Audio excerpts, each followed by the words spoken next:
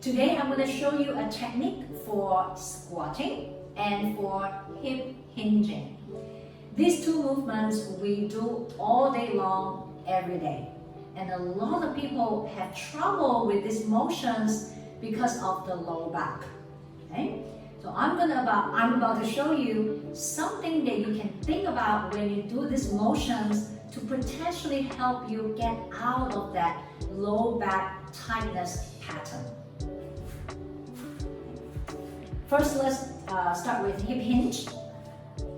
Hip hinge is a motion where you bend at the hip. For example, when you bend over and pick up something from the floor, pick up your children, yeah? So you're bending down at the hips, okay? Bending down at the hips at the same time, get that pelvis or the bum to shift back,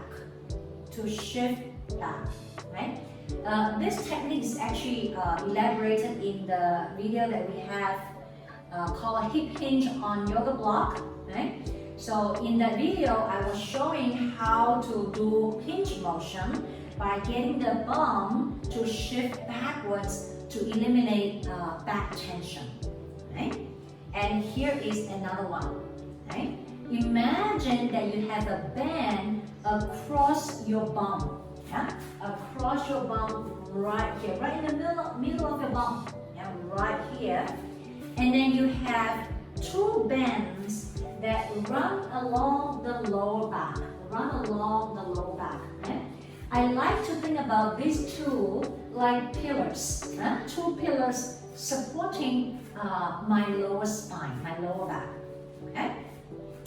As I hinge forward, I feel that bend in my bum spreading wide, and I have this band or pillars on my lower back that is holding onto my lower back, okay? Spreading wide in the bum, getting that lower back to be supported, and stand up, bend wide, pillar support, and up. Shift your bum back, bend wide, back supported, and up. Okay? You can use the same technique when you do squats. Right? So I have my legs wider when I squat. Bending the knees, bending the hips, widen across the bend, and then the pillars holding your back. And then you stand up using your legs. Bending the knees, bend, spread wide, pillars supporting the back, and then stand up by pushing your legs into the ground. Bending again, open up wide in the back, and the back supported you, and then stand up.